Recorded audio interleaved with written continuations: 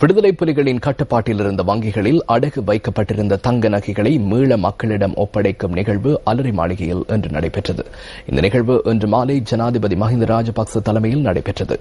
மனிதாபிமான நடவடிக்கையின் போது வவுனியா, கிளிநொச்சி, முல்லைத்தீவு மற்றும் யாழ்ப்பாணம் ஆகிய பிரதேசங்களிலிருந்து ராணுவத்தினரால் இந்த தங்க நகைகள் மீட்கப்பட்டதாக ஜனாதிபதி ஊடகப் பிரிவு விடுத்துள்ள அறிக்கையில் தெரிவிக்கப்பட்டுள்ளது. இதன்போது உரிமையாளர்களாக அடையாளம் காணப்பட்ட 2379 பேருக்கு தங்க நகைகள் மீள கையளிக்கப்பட்டதாக ஜனாதிபதி ஊடகப் பிரிவு குறிப்பிட்டுள்ளது.